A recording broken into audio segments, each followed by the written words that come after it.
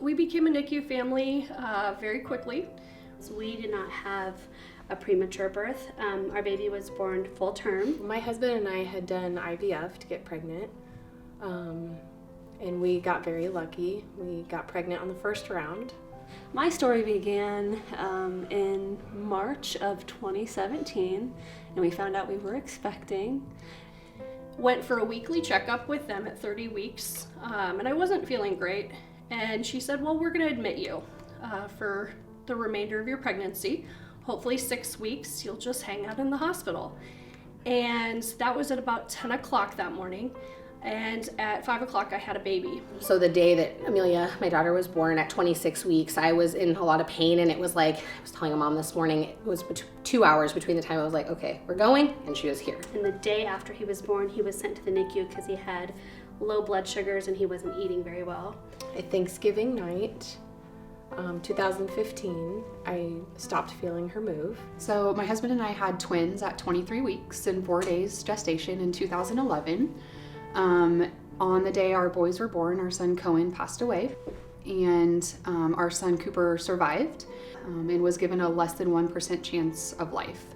When she was moving around the ultrasound Doppler, she kind of stopped and said, "I'll be right back." And at that point, I looked at my husband and I said, "That's not good." And so the doctor came in and told us that unfortunately there was no heartbeat.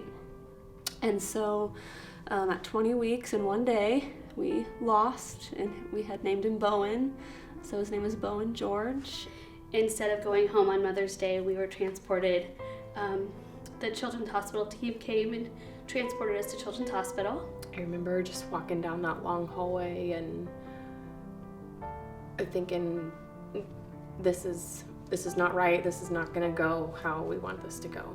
At the time, we kind of were just going through the motions of life, trying to grieve our son, yet spending every day in the NICU with Cooper, trying to, support him and go through the NICU life as he literally fought for every breath. And they hooked all kinds of things up to my belly and started to run all these tests and see if they could feel her moving or anything. And the on-call doctor walked in, and once I saw his face, I just immediately burst into tears because I knew that it wasn't right.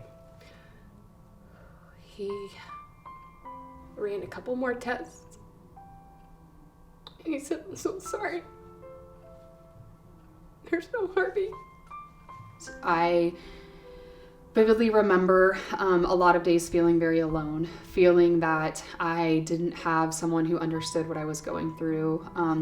I remember my husband and I dealt with the grief with the NICU journey very differently, and I remember one instance in particular, sitting on our couch at 11:30 at night, Googling how to plan your son's funeral. And I remember thinking, there's got to be something out there. There has got to be more for families. Connected Forever, I think, saved us. I had moved to Lincoln. Now all of a sudden I have this teeny tiny baby, and I'm one of the few people, I think, it's getting better, that had the luck to have a NICU mom come alongside of me while I was in the NICU. I actually found out about Connected Forever when I was in the hospital on Mother's Day. The nurses delivered this little package, and it had a handwritten card from Tracy. It was a front and back letter from this lady that I didn't even know. And she just, I don't even remember what it all said, but it was just this nice letter, just letting me know that there was people out there that were praying for us and thinking of us, and that we weren't alone. When I learned about Connected Forever, it was like, oh yes, this is what I need in my life. And I was super grateful to get connected while I was still in the hospital. But what I didn't realize is how beneficial it would be to leave and go to our, Saturday morning meetups or Sunday afternoon or whatever it was, with kids or without, but to talk to other moms who are on the same page, again, speaking the same language. Getting into contact with Connected Forever was the first point that I had in meeting other women that had gone through similar situations. And that was the first point that I could say exactly how I was feeling and kind of talk about the honest, kind of scary parts that I couldn't tell anybody else because they didn't want to hear it or they couldn't relate. But these other women that could relate, I started to feel like this isn't as weird as I might have thought. It was like, an open arm hug, basically, of like, we're so glad that you're here, we're so glad that you called, and that you're going to be part of our organization. The first event I got to go to was literally a room full of moms who've been in the same boat that I have been in, and it was the most amazing feeling of connection with other moms and families who've experienced loss. And I knew right then and there that I was supposed to be there and that this group was for me. Some of the cool things that we get to do with the funds that we do have are, the costumes for the babies, Mother's Day packages, Valentine's, things for those moms who are in the NICU, who feel so alone and separated from the world, who think that they don't even know how to explain the things that they're going through, but yet they get this thing from another mom, and you just feel like, oh, somebody's thinking about me, somebody understands.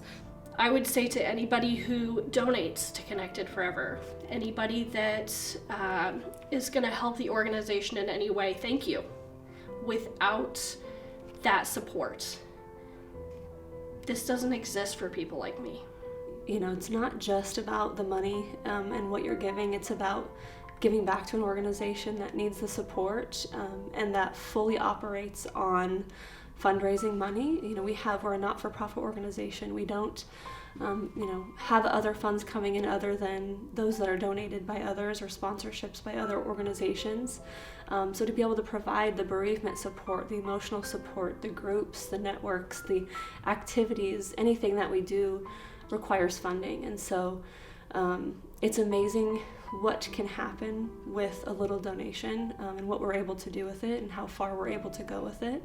There's about 200 NICU families on any given day in Nebraska. One of the things that Connected Forever that we're really looking at is how do we connect with every family, and that's what we're asking from our communities and our donors, is really sharing about Connected Forever, making sure that every NICU family knows that we're here. Our goal at Connected Forever is to continue to spread our mission so that we're a household name. So anytime anyone knows of a friend or family or a friend of a friend that's going through a NICU stay or experiencing pregnancy and infant loss, that they know about Connected Forever, that they know they're not alone.